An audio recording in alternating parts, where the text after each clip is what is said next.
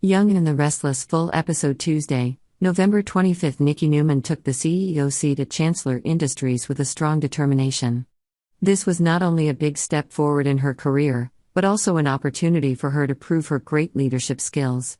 When Nikki entered the meeting room, the atmosphere in the company suddenly became lively. The employees all looked at her with admiration, while outside, Victor Newman, the husband she had always loved, stood watching with a smug smile. For Victor, this was an undeniable victory. Nikki had achieved the position she had always desired, and he felt proud of her success. All this time, he had supported her tirelessly, and now, Nikki's success was a testament to his strategy. With her strength, Nikki began to plan a strategy to elevate Chancellor Industries, taking the company to a new height that Victor had dreamed of. She not only used her strong connections but also her business acumen to face every challenge. But for one person, this was an undeniable failure: Billy Abbott. Billy stood from afar, watching Chancellor Industries gradually fall into the hands of Victor and be sold to the Newman family company. He felt like his whole world was collapsing before his eyes. After years of building and effort, everything was now in the past. Billy's sense of failure was indescribable, and that made him increasingly upset and angry. Especially when Billy realized that his mother, Jill Abbott, had to once again rush into the battle to save the family. Jill, the mother who had always been devoted to her son, was dragged into this struggle. Although Jill's health was failing, she still couldn't stop worrying about her son. Billy, not understanding the suffering his mother had endured, became increasingly cruel to her. When Jill tries to explain and mend her relationship with Billy, he only responds with anger. This difficult situation puts her in a dilemma. How can she preserve her family's love without damaging her own health? Meanwhile, in another corner of the city, Jack Abbott has decided to meet with Kyle to try to figure out how to fix the broken family relationship. Jack understands that the relationship between father and son cannot continue like this. After a tense meeting, Jack hopes to come up with a strategy to repair the damage and rebuild trust. However, Diane Jenkins, the woman Jack once loved, has a different view. She believes that a big action, perhaps a strong decision from Jack, can change the situation. However, Jack knows that things will not be simple.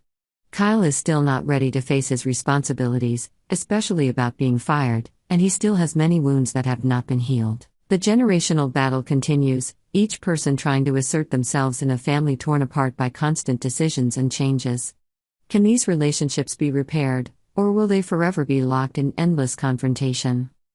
In a tense conversation, Jack decides to make Kyle an offer that could be his last chance. He says that if Kyle really wants to come back to Jabot and work with them, the first thing he has to do is admit his mistakes. Not only that, Kyle also has to show that he really wants to be a part of the team, that he is willing to put the company's interests above his own, and that he is willing to work with Diane instead of sabotaging everything. At this point, the tension between these characters begins to subside. Perhaps an admission and a strong step from Kyle will be the key to mending the family relationship. But is he willing to do it?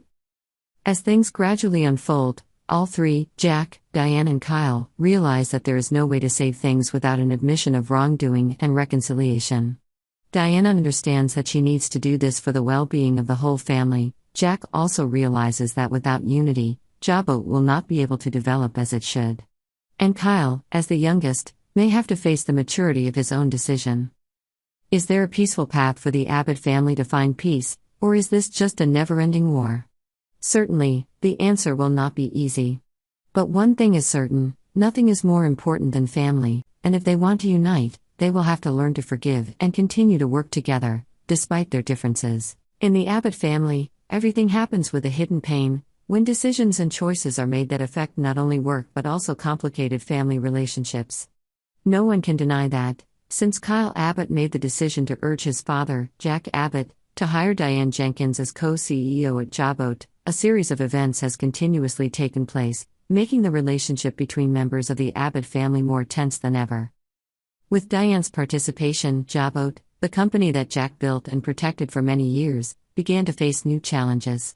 Although a visionary and experienced in the industry, Diane was not always popular with all employees, especially when she began to assert her power in the role of co-CEO.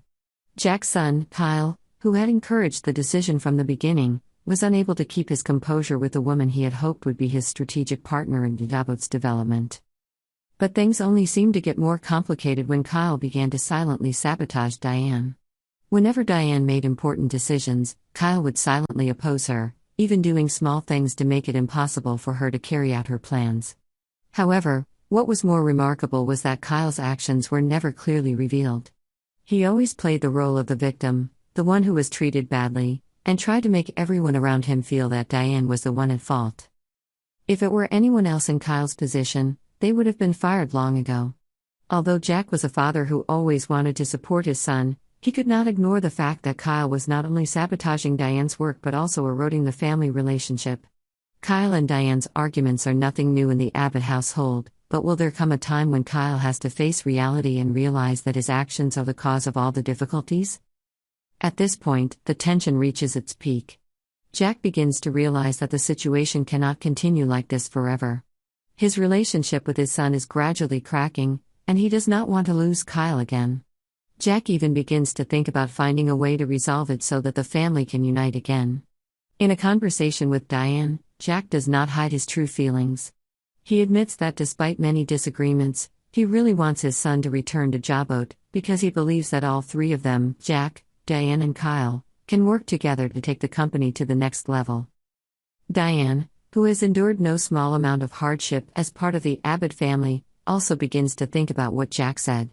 She no longer wants to be the CEO of Jabot. If it will help her family heal, she is willing to give up her position to Kyle.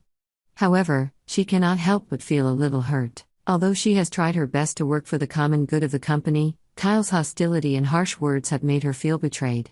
Can she accept to step aside and let Kyle return to the company without feeling taken advantage of? On the other hand, Kyle, who is torn between choosing whether to return or not, begins to realize that his actions may have gone too far. He realizes that his family relationship is much more important than his personal career, and it seems that it is time for him to face up to his mistakes. However, Kyle cannot deny the hurt that his father and Diane did not understand him. From the start, he was just trying to protect the Abbott family business, but it seems like his efforts weren't getting the fair shake from those around him. Young in the Restless says we're hoping the Abbotts will have some positive updates soon, so we'll be adding more predictions on Jabot and any big leadership news.